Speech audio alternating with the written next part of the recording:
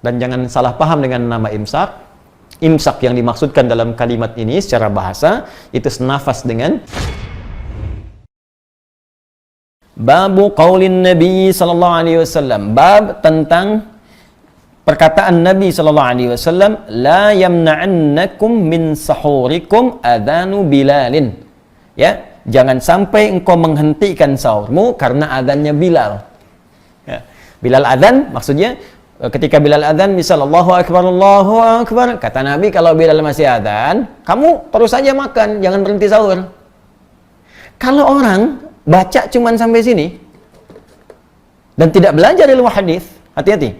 Baca teksnya, baca terjemahan, dipraktekkan, yakin saya begitu subuh azan masih makan. Ya, Nabi aja yang bilang kok hadis Nabi, bukan Nabi memahamkan seperti itu. Kita yang harus mengerti apa yang dimaksud dengan kalimat ini. Nah, saya ingin sampaikan dulu teman-teman sekalian. Jadi di zaman Nabi itu, ketika Nabi SAW hijrah ke Yathrib dan berubah menjadi Al-Madinah Al-Munawwarah, secara singkat saja, supaya tidak terlampau panjang, secara singkat nanti ada dua orang yang ditugaskan oleh Nabi SAW untuk mengumandangkan azan di waktu subuh. Ya, yang pertama Bilal bin Rabah, yang kedua Abdullah bin Abi Umi Maktum. Nanti ada kisah tersendiri sebetulnya. Jadi Allahu Akbar ya. Kadang-kadang kita malu juga dalam situasi seperti ini.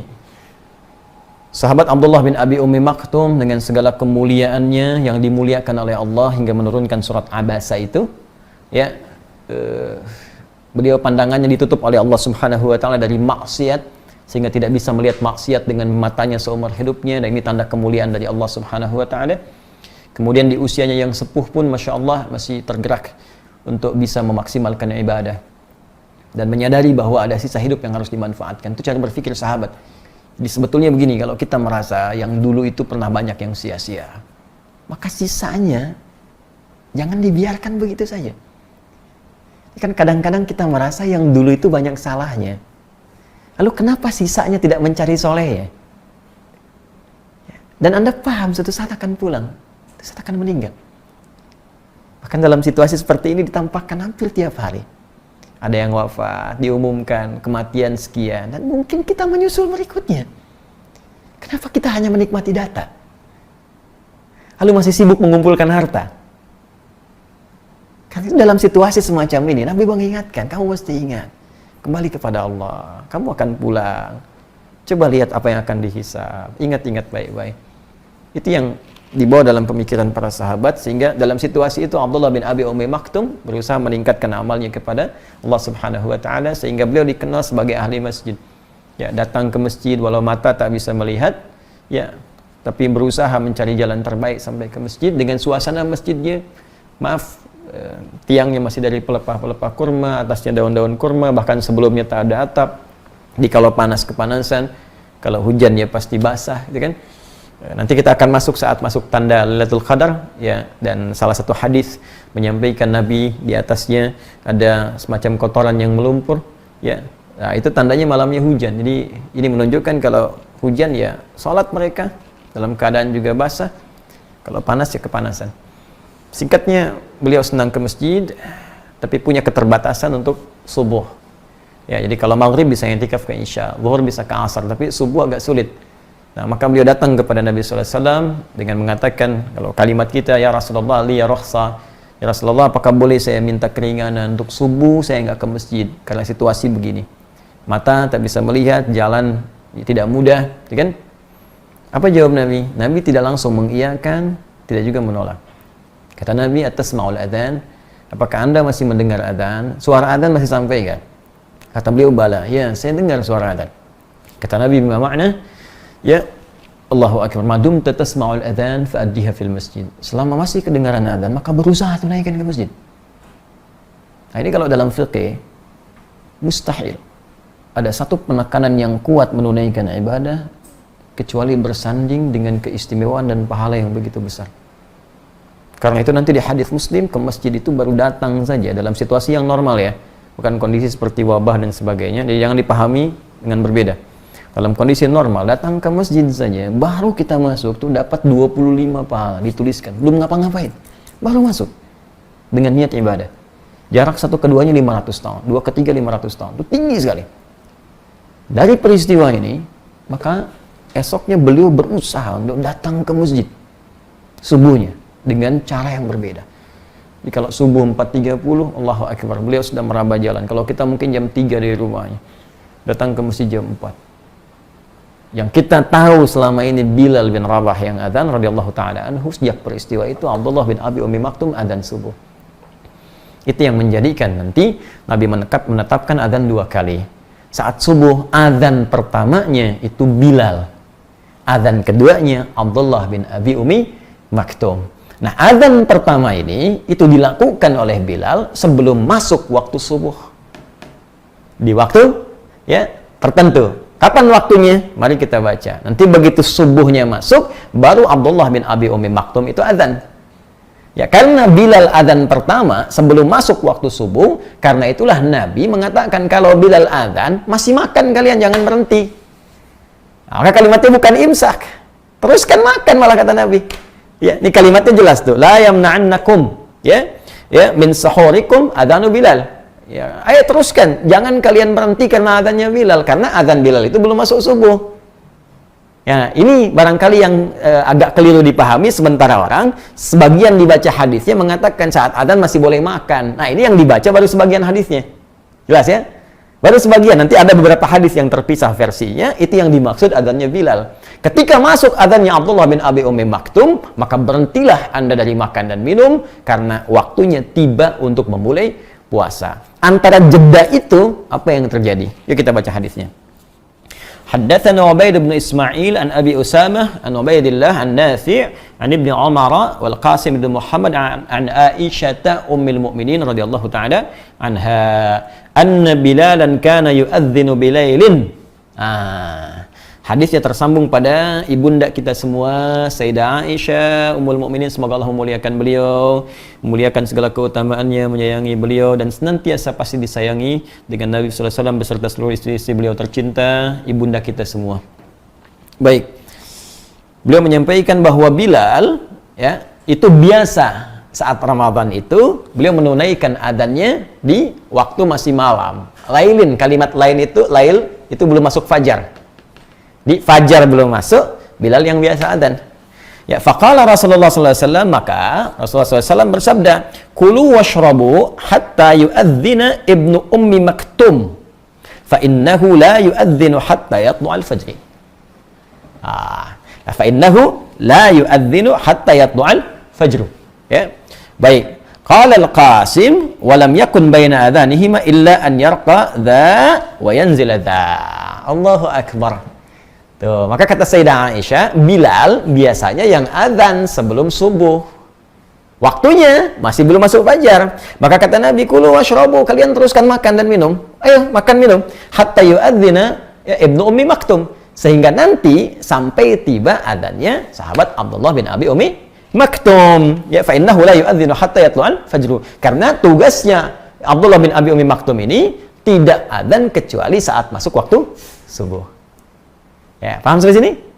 Nah, sekarang pertanyaan keduanya, berapa jaraknya dari Bilal adzan sampai ke Abdullah bin Abi Ummi Maktum adzan, dan apa yang dikerjakan di sela-sela ini? Ini yang menjadi sunnah kita untuk bisa kita ikuti. Ya, baik. Jadi kesimpulan pertama sebelum kita teruskan, ya, jadi dari adzan Bilal itu adzannya peringatan. Jadi bukan adzan subuh. Nah, ini nanti diabadikan sampai sekarang di Madinah. Sampai sekarang itu adzan subuh di Madinah 2 kali. Ya, jadi ada adzan pertama, adzan kedua. Adzan pertamanya peringatan bahwa subuh akan tiba. Jadi kalau Anda baru pertama umrah, nyampe ke Madinah atau haji, ya pertama ke Madinah dulu, dengar adzan pertama, jangan langsung sholat subuh. Jangan terlampau soleh, bisa salah nanti. Ya, baik. Jadi itu bukan adzan subuh, itu adzan pertama peringatan untuk menunjukkan sebentar lagi subuh tiba. Cepat bangun, cepat siap-siap. Masjid Nabi beda dengan masjid biasa. Ada 10.000 keutamaan di situ. Sekali sholat 10.000, ya kan? Masjidil Haram 100.000, Masjidil Aqsa 1.000. Jelas? Nah, sekarang jadi kita pahami dulu adzan pertama peringatan. Jadi kalau kita ingin ingatkan boleh, kalau ingin ikut sunnah Nabi bisa. Adzan misalnya Allahu Akbar, tapi sampaikan dulu pada masyarakat. Jangan ujug-ujug adzan sunnah Nabi baru Anda yang belajar, masyarakat belum tahu. Begitu jam 4 sudah adzan di komplek. Allahu Akbar, Allahu Akbar. Di demo Anda ke masjid sama ibu-ibu. Woi, belum. Gitu kan? Jadi mohon maaf, pelajari dulu, sampaikan ke masyarakat. Jadi wasilah itu bisa berbeda. Ya bisa misalnya adzan, kalau tahu itu bisa dengan menginfokan Bapak Ibu sahur. Sunnah. Sebentar lagi akan tiba waktu subuh, 15 menit lagi, ya kan? 20 menit lagi, sunnah. Diingatkan boleh jadi ada yang tak sadar. Jelas ya? Tapi jangan salah juga, imsak, belum. Kalau belum tiba subuh. Nah, antara yang pertama tadi dengan adzan subuh apa yang dikerjakan? Bab qadri kam baina as-sahuri wa salatil fajri. Ya, bab pembahasan tentang berapa ukuran antara sahur tadi yang adzannya Bilal ke adzan subuh. Ya. Haddatsana Muslim ibnu Ibrahim, haddatsana Hisham, haddatsana Qatadah an Anas an Zaid bin Thabit radhiyallahu taala anhu qala. Hadisnya dari sahabat mulia yang pernah diadopsi oleh Nabi sallallahu alaihi wasallam, ya, dan sangat mencintai Nabi pun mencintai beliau, pernah jadi tameng Nabi ketika dilempari saat ke Taif, dan sungguh mulia beliau, ya, sahabat Zaid bin Thabit radhiyallahu taala anhu. Qala, beliau menyampaikan informasi kepada kita, tasahharna ma'an Nabi sallallahu alaihi wasallam. Kami sahur bersama Nabi sallallahu alaihi wasallam. Ini langsung haditsul fi'li. Hadisnya berupa perbuatan. Kalau sudah perbuatan ini sudah selesai. Ya, artinya apa? Artinya ya ini jadi referensi yang sangat kuat. Ya, jadi sahabat yang langsung mengalami bersama Nabi, silsilah sanadnya sampai juga kepada Al-Imam Al-Bukhari dan kualifikasi ketat hadisnya sahih. Tsumma qama ila salati qultu. Ya, kemudian sampai kami salat. Jadi dari sahur bersama Nabi terus ya sampai waktu ke subuh, sampai mau salat.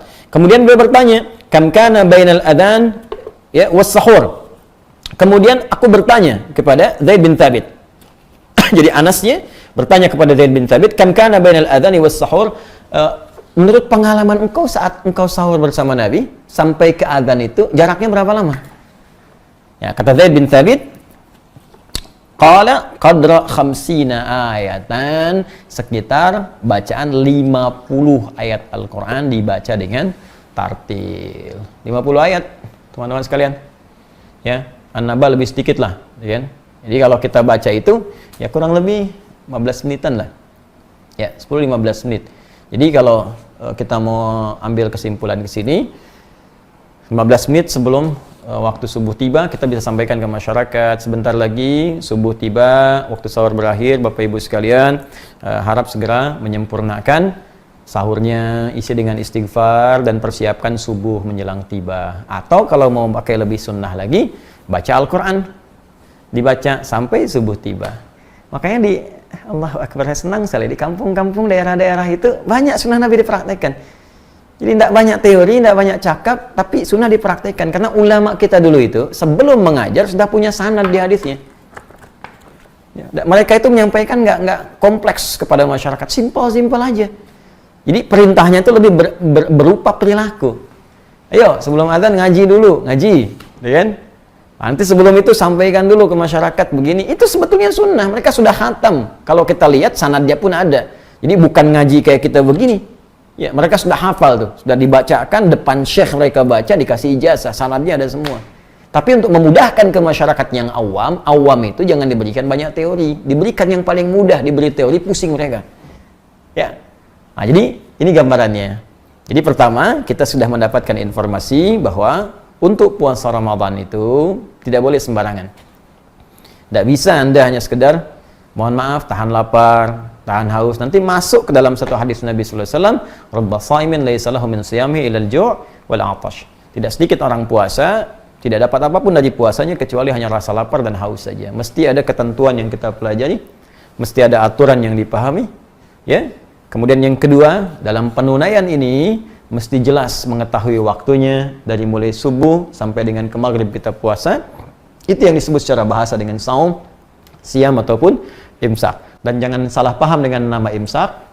Imsak yang dimaksudkan dalam kalimat ini secara bahasa itu senafas dengan siam, senafas dengan saum, artinya puasa. Jadi kalau masuk waktu sebelum fajar tiba, itu masih waktunya boleh makan, ya boleh sahur, boleh minum, tapi kalau sudah fajar tiba, itu yang dimaksud dengan imsak. Jadi imsak dalam pengertian ini bukan 5 menit, 10 menit sebelum waktunya adzan tiba, tapi pas saat fajar tiba. Kecuali kalau yang Anda maksudkan imsak dalam pengertian istilah orang Indonesia, kan?